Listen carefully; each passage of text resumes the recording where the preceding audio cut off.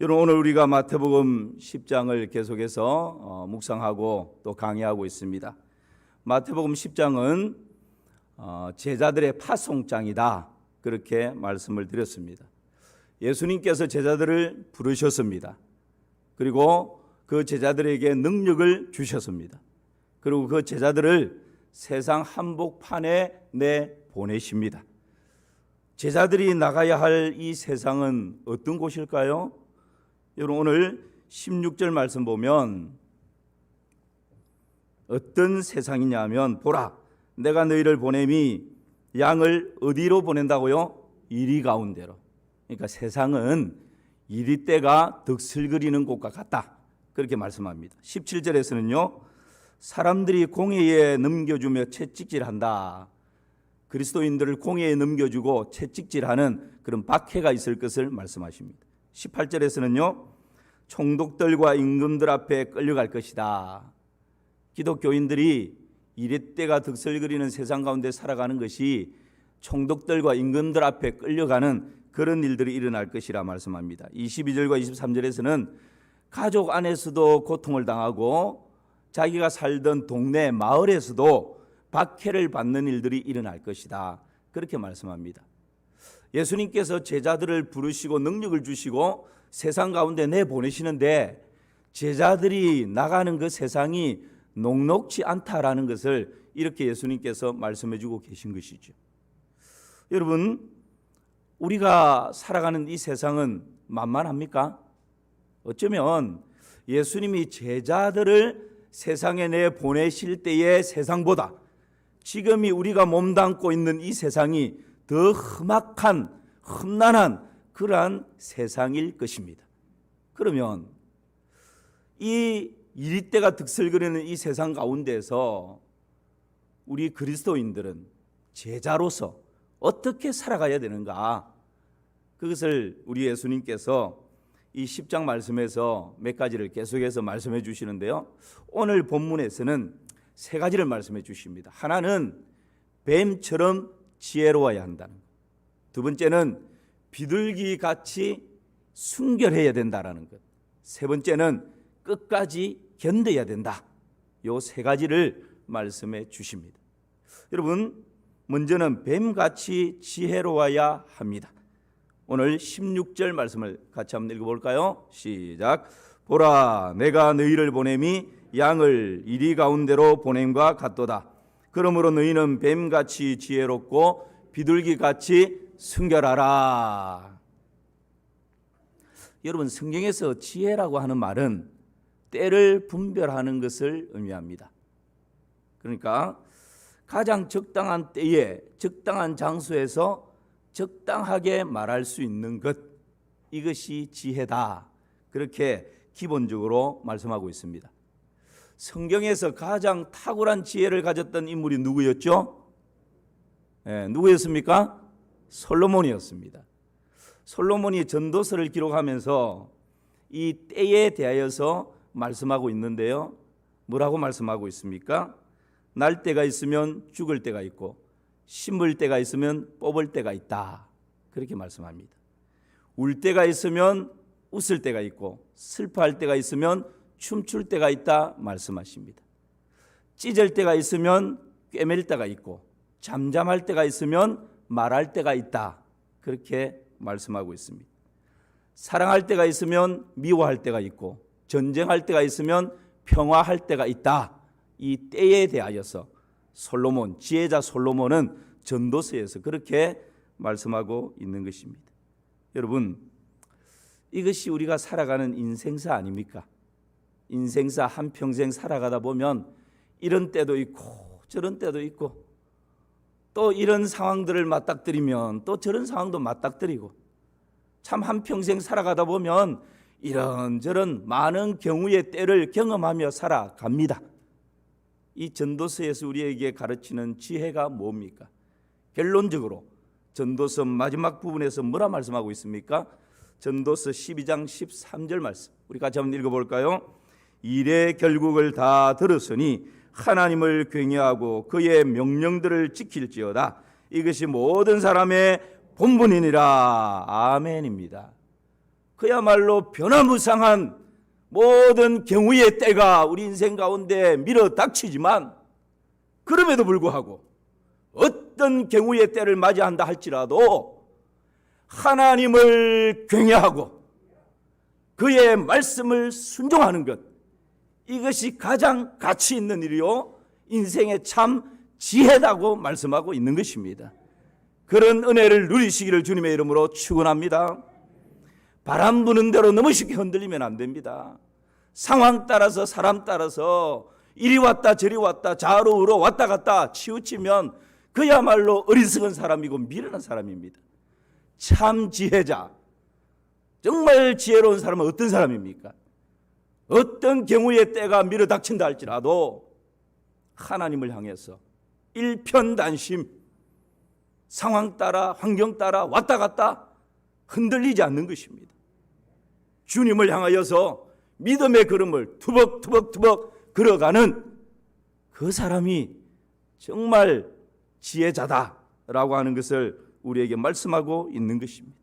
어떤 때, 어떤 장소, 어떤 경우에라도 하나님 경외하는 것, 말씀에 순종하는 것, 그것을 가장 가치로 붙들고 사는 사람, 그 사람이 여러분 성경이 가르치는 참 지혜자라는 것을 믿으시기를 축복합니다.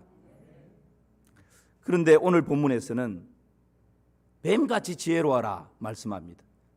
동물들 중에서 우리 특별히 여성분들, 뱀 그러면 그냥 막 이름만 들어도 이게 막 몸이 그냥 이러시는 분 계시죠. 그런데 오늘 예수님께서 뱀같이 지혜로워라 말씀하십니다. 도대체 뱀이 가지고 있는 지혜가 뭘까요? 여러분 창세기 3장 1절에 보면 뱀은 하나님이 지으신 들짐승 중에 가장 간교하더라. 하나님이 지으신 들짐승 중에서 가장 간교한 짐승이 뭐라고요? 뱀이었습니다. 이 간교하더라는 이 말이 부정적으로는 간사하다, 교활하다 그런 의미가 있고요. 긍정적인 원어의 뜻은 지혜롭다, 신중하다, 민첩하다 그런 뜻이 있습니다. 그러니까 이 뱀이 날개도 없습니다. 손도 없습니다. 발도 없어요. 그런데 가장 하등 동물인데 얼마나 지혜로웠던지 가장 고등 동물에 속하는 하나님의 형상을 따라 지음받은 하와를 넘어지게 만들 정도로 지혜로웠던 동물이 이 뱀이었다라는 거예요. 여러분 뱀의 특징 중에 하나가 뭐라고요? 민첩함입니다.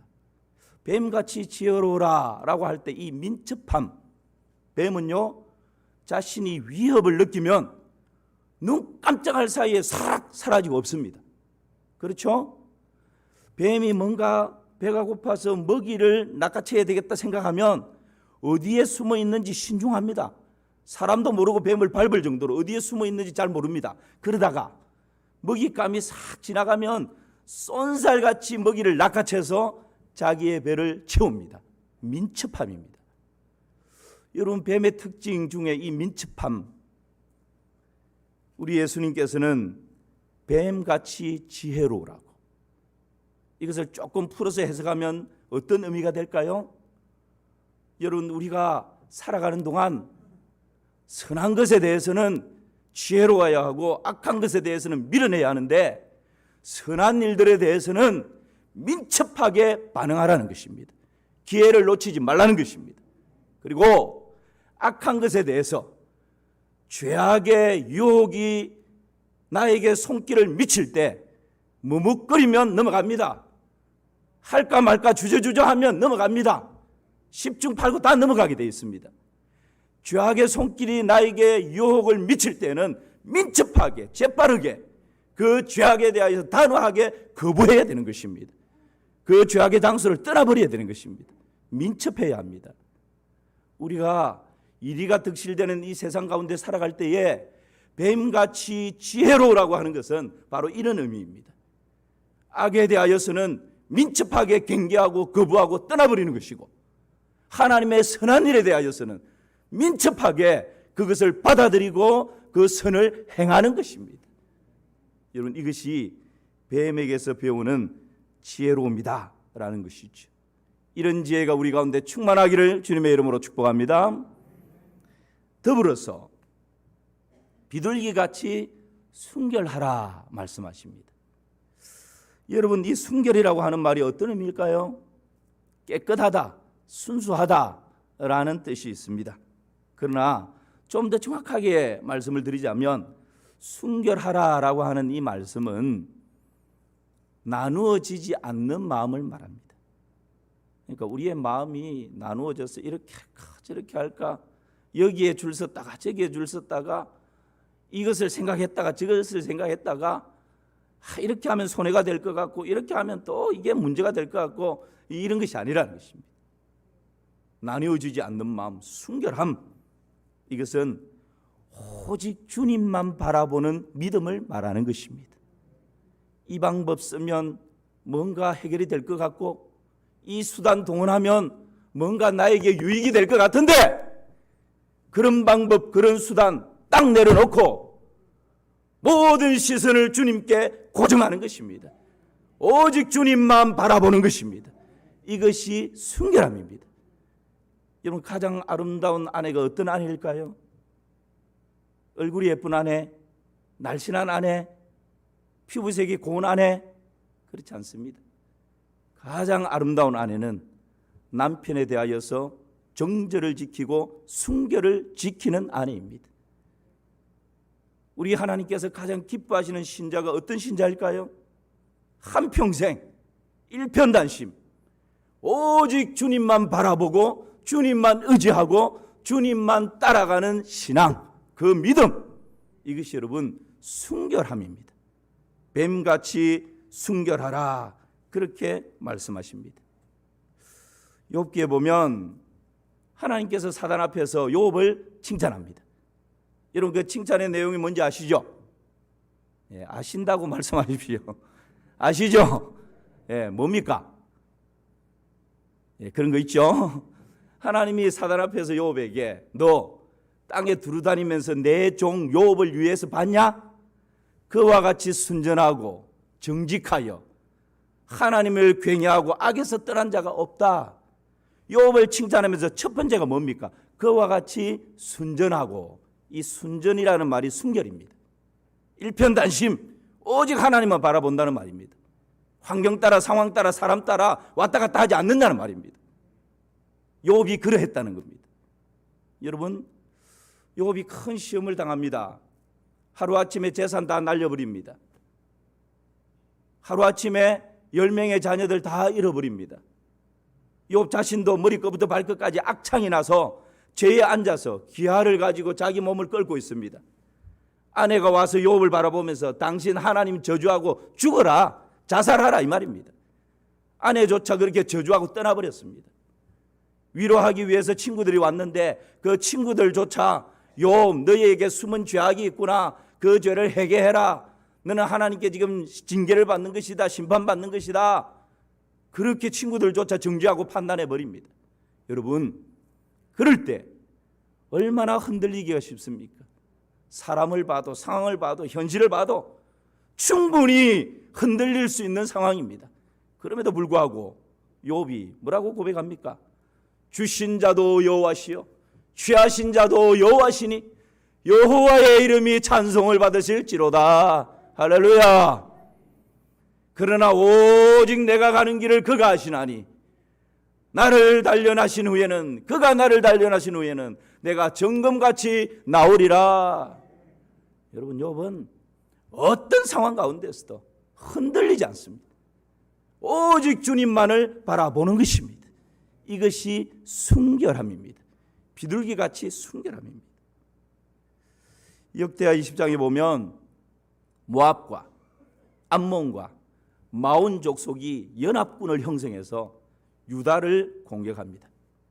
그때의 여호사밧 왕이 이 유다의 온 백성들을 모읍니다. 그리고 하나님 앞에 기도하고 간구합니다. 금식을 선포합니다. 그러면서 이 여호사밧 왕이 하나님 앞에 뭐라고 기도합니까? 우리 하나님이여, 그들을 징벌하지 아니하시나이까?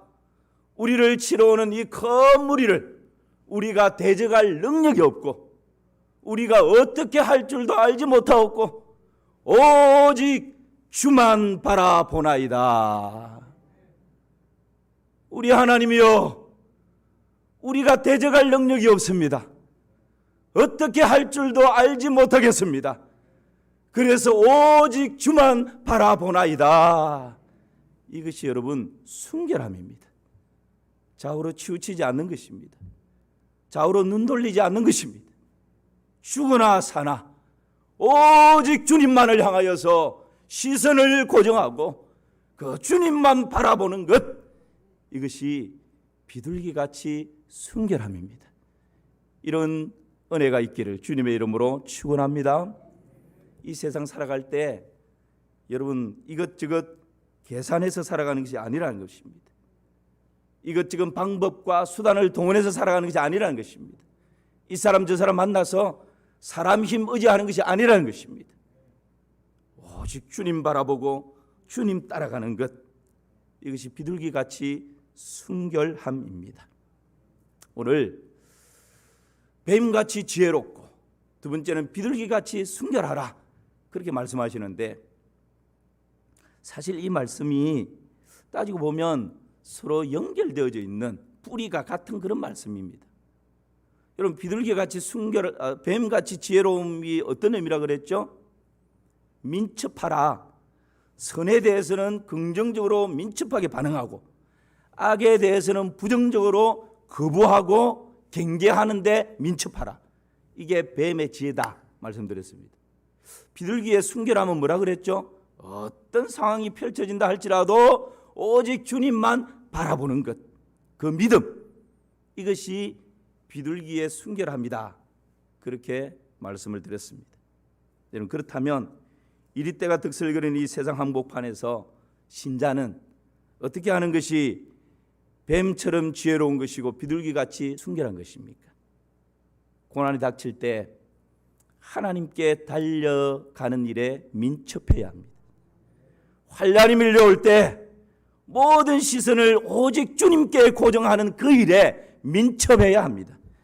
시험이 닥칠 때 말씀에서 답을 찾는 그 일에 발빨라야 하는 것입니다. 낙심과 좌절이 밀려올 때 십자가 앞에 달려오는 일에 민첩해야 합니다.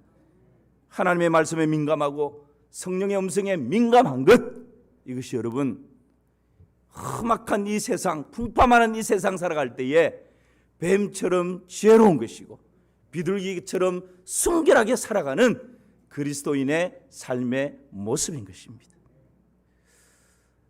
이 예가 저는 뱀처럼 지혜롭고 비둘기같이 순결하다라는 말씀을 잘 표현한다고 생각합니다. 팔레스타인에는 양들을 많이 키웁니다. 그런데 우리가 생각하는 것처럼 푸른 초장이 쫙 펼쳐져 있는 그런 팔레스타인 지역은 없습니다. 여러분 성지순례 가서 보시면 아시지만, 그래서 이 양들을 풀을 뜯기기 위해서 때로는 이 가파른 계곡을 지나서 산 중턱으로 데리고 올라가기도 합니다. 풀을 찾아서. 그런 험악한 곳에서 때로는 양들을 키워내야 합니다. 그래서 목자가 꼭 필요한 것이 바로 이 팔레스타인의 양들을 키울 때 필요한 것입니다. 사실 푸른 초장에서는 목자들이 24시간 늘 곁에 없습니다. 그냥 낮에는 그냥 방목합니다. 그러다가 해질녘에 잘 훈련되어진 개 두세 마리, 쇠파트라 그러죠. 두세 마리 쫙 풀어놓으면 주인이 그냥 멀리서 가만히 있으면 개들이 알아서 다 몰아서 우리 안으로 쫙 몰고 옵니다. 그런데 이 중동 지역의 양들을 키울 때에는 목자가 없으면 위험에 순간순간 노출될 수밖에 없습니다. 기후변화가 변화무쌍하기 때문에 한 번씩 이 지역에 돌풍이 불어옵니다. 먹구름이 밀려옵니다. 그리고 장대 같은 소낙비가 쏟아질 때가 있습니다. 가끔씩 그럴 때가 있습니다. 비가 오래 쏟아지는 것도 아닙니다. 짧은 시간에 그냥 쫙 쏟아졌다가 또 금방 깨입니다. 여러분, 이럴 때에 이 양들이 안전하게 피하고 살 수 있는 길이 뭘까요? 양이 혼자서 살려고 이리 뛰고 저리 뛰다가는 이 가파른 낭떠러지에 떨어져 죽을 수 있습니다. 양들이 내가 살려고 혼자서 이리 뛰고 저리 뛰다가 가시넝쿨에 걸려서 꼼짝달싹 못하고 무리와 떨어질 수가 있습니다. 길을 잃어버릴 수도 있습니다. 아무리 먹구름이 밀려오고 캄캄해지고 돌풍이 불고 장대 같은 소낙비가 쏟아진다 할지라도 그런 상황 가운데서도 이 양들이 안전하게 살 수 있는 딱 한 가지 비결이 있다면 목자를 민첩하게 바라보는 것입니다. 좌우 살피는 것이 아니라 어디를 피해야 할지 피할 길을 찾는 것이 아니라 목자가 어디 있는지 민첩하게 목자를 바라보는 것입니다. 그리고 그 목자가 어디를 가든지 목자를 따라서 투벅투벅 민첩하게 걸어가면 되는 것입니다. 때로는 목자가 가파른 계곡으로 인도할 수도 있습니다. 때로는 목자가 가시밭길로 인도할 수도 있습니다. 때로는 너무 두렵고 떨리는데 이 계곡을 건너도록 목자가 인도할 수도 있습니다.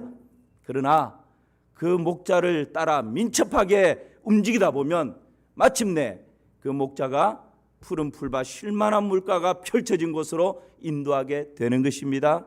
마침내 그 목자가 안전한 우리 안으로 그 양들을 인도하게 되는 것입니다. 여러분, 이것이 바로 험악한 세상 가운데 살아갈 때 우리 제자된 신자된 우리가 뱀처럼 지혜롭고 비둘기처럼 순결하게 살아가는 비결이 되는 것입니다. 그런 은혜를 누리시며 살아가시기를 주님의 이름으로 축원합니다. 마지막 하나는 끝까지 견디는 것입니다. 자, 복습합시다. 이리때가 득설거리는 이 세상 가운데서 그리스도인들은 어떻게 살아가야 되는가? 첫 번째 뭐라고요? 뱀처럼 지혜롭게 살아야 하고, 두 번째는요, 비둘기같이 순결하게 살아야 하고, 마지막 세 번째는 뭐라고요? 끝까지 견디는 것입니다. 여러분, 초대 교회 성도들은 이 세상에서 애매한 고난들을 참 많이 당했습니다. 몇 가지 예를 든다면 이런 것입니다. 당시 성도들이 모일 때마다 애찬을 했습니다. 요즘 우리말로 하면 성찬식이죠. 여러분, 우리가 성찬식을 할 때 어떻게 합니까? 떡과 포도주를 먹고 마십니다. 그러면서 이 떡은 내 그리스도의 몸이다 라고, 또 이 잔은 그리스도의 피다, 그렇게 선포를 하고 또 생각하고 묵상하며 교제를 나눕니다. 그런데 여러분, 이 비그리스도인들이 이렇게 그리스도인들이 성찬을 하며 떡과 포도주를 나누는데 이것을 또 왜곡해서, 야, 저 봐라, 저 그리스도인들, 저 기독교인들은 사람의 살을 먹고 사람의 피를 마시는 식인종들이다, 이렇게 소문을 내가지고 그리스도인들을 그냥 식인종으로 만들어버립니다. 그래서 핍박을 가하는 것입니다. 또 기독교인들이 그때 당시 개종해서 기독교인이 되는 사람들 중에는 노예들, 종들이 참 많았습니다. 여러분, 그때 당시 노예는요, 그냥 일할 때 쓰는 도구에 불과했습니다. 한낱 짐승에 불과했습니다. 그런데 이들이 예수님을 믿고 교회 안으로 들어오니까 교회에서는 이들을 존중합니다. 그리고 이들을 한 형제 한 자매로 인격적으로 대우합니다. 그러니까 밖에서 다른 사람들이, 기독교를 박해하는 사람들이, 저 봐라, 기독교인들은 근친상간을 한다, 또는 기독교인들이 사회 윤리와 질서를 파괴시키고 있다, 종은 종으로서 살아야 되는데 종을 상정과 같이 저렇게 대우하니까 질서가 무너진다, 그러면서 기독교에 대해서 또 핍박과 박해를 막 가하는 것입니다. 또는 이런 박해도 있었습니다. 유대교 가정입니다. 한 가정에서 가족 중 한 사람이 예수님을 믿고 개종을 합니다. 그러면 그 사람은 가족에서 호직이 파져버립니다. 그리고 쫓겨나게 됩니다. 외롭고 고독하게 살아가는 것이죠. 유대교 공동체에서 한 가정이 예수님을 믿고 주께로 돌아옵니다. 그러면 그 가정은 유대 공동체, 그 가문에서 쫓겨납니다. 그리고 집도, 땅도, 재산도 다 잃어버리고 저 이방에 가서 디아스포라, 흩어진 나그네로 살아가게 되는 것입니다. 그래서 오늘 본문 초반에 시작하면서 예수님께서 세상에서 너희들이 이런 박해, 이런 핍박을 받을 텐데 그 중에 뭐가 있었습니까? 가정에서 고통을 당할 것이고, 동네에서 박해를 받는다. 그렇게 말씀하고 있는 것입니다. 여러분, 이런 박해가 있고 이런 고난이 있고 이런 핍박이 있을 때 우리 예수님께서는 지금 뭐라고 말씀하십니까? 끝까지 견디는 자는 뭐가 있다고요? 구원이 있다 말씀하십니다. 이럴 때에 다른 길이 없고 끝까지 견디라는 것입니다. 그런데 이 견딘다고 하는 이 말이, 참고 인내한다는 이 말이 부정적이고 소극적인 의미가 아닙니다. 그냥 어쩔 수 없어서 이 악물고 내 마음에 막 원통함이 일어나는 것을 참으면서, 내 마음에 막 한이 쌓이는 것을 억지로 참으면서 그렇게 견디는 것이 아닙니다. 원망 불평이 일어나면서 근근히 견디는 것이 아닙니다. 우리 주님께서 이러한 때에 신자는 끝까지 견디면 구원이 있다 말씀하시는데, 이 견딘다라고 하는 이 헬라어 말은 히포메이나스라고 하는 말입니다. 이 말은 부정적이고 소극적인 것이 아니라 능동적이고 적극적이고 긍정적인 의미입니다. 그러니까 내가 답을 알고 있기 때문에 너끈히 이 고통을 이겨낸다는 말입니다. 끝이 어떻게 끝날지를 내가 확신하고 보고 있기 때문에 지금 나에게 있는 이 고통과 핍박을 너끈히 이겨나갈 수 있다라는 의미입니다. 여러분, 이것을 가장 잘 보여주신 분이 우리 예수님이십니다. 히브리서 12장 2절 말씀을 보실까요? 우리 같이 한번 읽어봅시다. 시작. 믿음의 주요 또 온전하게 하시는 이인 예수를 바라보자. 그는 그 앞에 있는 기쁨을 위하여 십자가를 참으사 부끄러움을 개의치 아니하시더니 하나님 보좌 우편에 앉으셨느니라. 아멘. 예수님께서는 십자가를 참으셨습니다. 억지로 참은 것이 아닙니다. 어쩔 수 없어서 참은 것이 아닙니다. 예수님께서 십자가를 참으셨는데 그 앞에 있는 기쁨을 위하여 기꺼이 십자가를 참으셨다 말씀하십니다. 앞에 있는 기쁨이 무엇입니까? 피 흘림이 없이는 죄 사함이 없기 때문에 예수님께서 이 십자가를 참아내실 때 그 이후에 펼쳐질, 우리에게 주어질 구원의 기쁨, 영생의 즐거움, 이것을 우리 주님께서 바라보셨기에 너끈히 이 십자가를 참아내신 것입니다. 이것이 여러분 견딘다라고 하는 말씀의 의미입니다. 또한 예수님께서 부끄러움을 개의치 않으셨다 말씀합니다. 왜요? 하나님 보좌 우편에 앉으시는 그 영광을 바라보셨기에 여러분, 온갖 조롱과 손가락질과 수치와 부끄러움을 개의치 않으셨던 이유는 잠시 잠깐 후면 하나님 보좌 우편에 앉는 그 영광이 나에게 주어져 있기 때문에 지금 잠깐 십자가에서 당하는 이 수치와 이 부끄러움과 이 조롱과 이 멸시를 너끈히 견디고 참아내신 것입니다. No cross, no crown. 십자가 없이는 영광이 없다는 것. 현재 내가 당하는 고난은 장차 나타날 영광에 좋게 비교할 수 없다고 말씀하고 있습니다. 여러분, 이 이후에 어떤 영광, 어떤 구원, 어떤 역전이 펼쳐질 것인지 그것을 두 눈으로 똑똑히 보고 있기 때문에 지금 내가 당하는 이 십자가의 고난을 너끈히 견디며 참아낼 수 있다는 것입니다. 서대반이 그 순교의 현장, 돌이 날아오는 그 현장에서 어떻게 돌을 던지는 그 사람들을 하나님이여 저들을 용서하여 달라고 그런 기도를 할 수 있습니까? 그것은 영의 눈을 뜨고 잠시 잠깐 후면 하나님 보좌 우편에 앉는 그 영광을 눈으로 보았기 때문에 지금 날아오는 돌이 내 육체에 고통을 가한다 할지라도 너끈히 감사함으로 참아낼 수가 있었던 것입니다. 여러분, 이것이 견딘다라고 하는 말씀의 의미입니다. 그 이후에 하나님께서 주실 보상이 있고 구원이 있고 영광이 있기에 너끈히 견뎌낼 수 있는 것입니다. 예수님께서 제자들과 함께 산을 오르십니다. 오르시기 전에 제자들에게 너희들이 들 수 있을 만큼 큰 돌을 하나씩 들고 올라가자, 그렇게 말씀합니다. 제자들이 다 같이 큰 돌을, 예수님 말씀 따라서 큰 돌을 들고 올라갑니다. 한참을 가다 보니까 너무 힘이 들고 무겁습니다.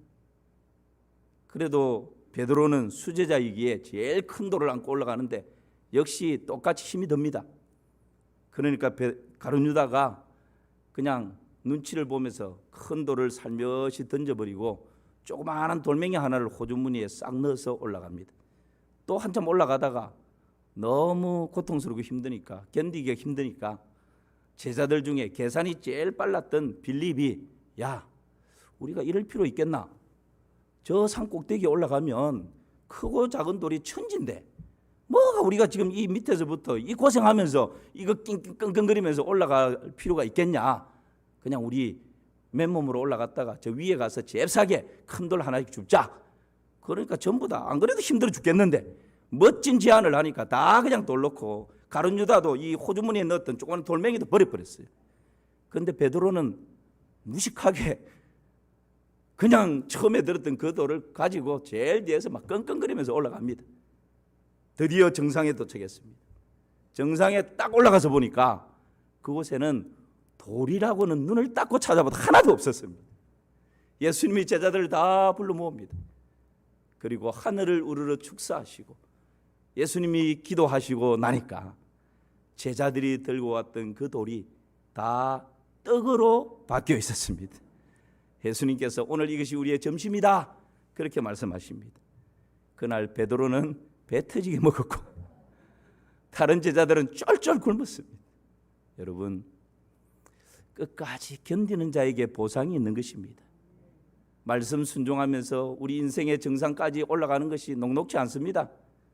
중간에 이 돌 다른 돌로 바꾸어 버릴까 유혹이 밀려옵니다.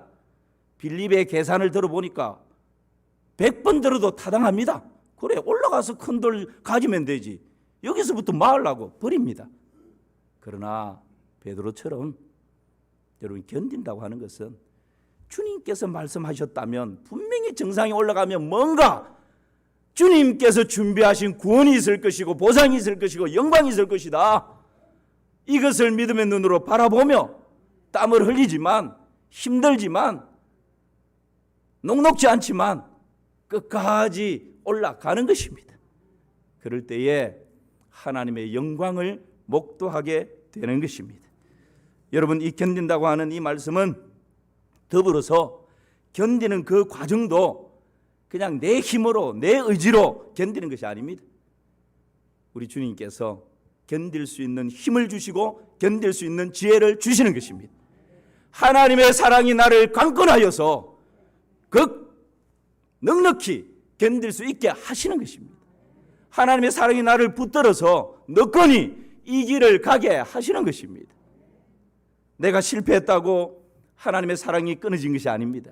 내가 병들었다고 하나님의 사랑이 멈춰져 버린 것도 아닙니다. 내가 고난과 환난 가운데 던져져 있다고 하나님의 사랑이 끝나버린 것은 더더욱 아닙니다. 죽음이 나를 엄습하는 그 순간에도 하나님의 사랑이 나를 덮고 있다는 사실을 믿으시기 바랍니다. 죽음이 한 발자국 나에게 더 가까이 다가오는 그 순간에도 하나님의 사랑이 나를 붙들고 강건하고 있다는 사실을 여러분 믿으시기를 축복합니다. 누가 그리스도의 사랑에서 우리를 끊으리요? 환난이나 공고나 핍박이나 기근이나 적신이나 위험이나 칼이라.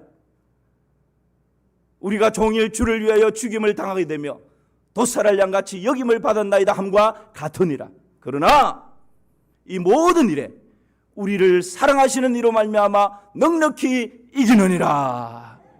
그러나 이 모든 일에, 여러분의 삶 가운데 이 모든 일에 우리를 사랑하시는 이로 말미암아 넉넉히 이기는 줄을 믿습니다. 이것이 견디는 것입니다. 견디는 것. 내가 확신하노니 사망이나 생명이나 천사들이나 권세자들이나 현재일이나 장래일이나 능력이나 높음이나 깊음이나 다른 어떤 피조물이라도 우리를 우리 주 예수 그리스도 안에 있는 하나님의 사랑에서 끊을 수 없느니라. 이 세상 어떤 피조물이라도 우리를 우리 주 예수 그리스도 안에 있는 그 하나님의 사랑에서 끊을 수 없다고 말씀하고 있는 것입니다. 하나님의 사랑이 우리를 강건하시기에 어떤 고난의 길도 어떤 환난의 길도 너끈히 주님과 손잡고 휘파람을 불며 걸어갈 수 있는 것입니다. 이것이 끝까지 견디는 자에게 주님께서 약속하시는 구원의 은총입니다. 이런 말씀 마무리하겠습니다. 그리스도인들이 세상 항복판에서 어떻게 살아야 합니까? 오늘 세 가지를 말씀드렸습니다. 첫째는 뱀같이 어떻게 하라고요? 지혜로워하라. 민첩하라는 것입니다. 악에 대해서는 거부하는데 민첩해야 되고, 선에 대해서는 받아들이는데 민첩하게. 두 번째 뭐라고요? 비둘기같이 순결하라. 일편단심. 어떤 경우의 수가 펼쳐진다 할지라도 오직 주님만 바라보고 걸어가는 것입니다. 세 번째 뭐라고요? 끝까지 견디는 것입니다. 이 견디는 것은 억지로 견디는 것이 아니라 그랬습니다. 마지막 끝자락에 있는 영광을 바라보고 보상을 바라보고 기쁨으로 감사함으로 견디가는 것입니다. 견디가는 과정도 내 힘, 내 지혜가 아니라 하나님의 사랑이 나를 강건하시기에 넉넉히 견디고 이길 수 있는 것입니다. 이 세 가지 말씀을 마음에 담고 골리앗 같은 이 세상 가운데, 풍파많은 이 세상 가운데 넉넉히 승리하며 살아가는 우리 모든 성도님들 되시기를 주님의 이름으로 축원합니다.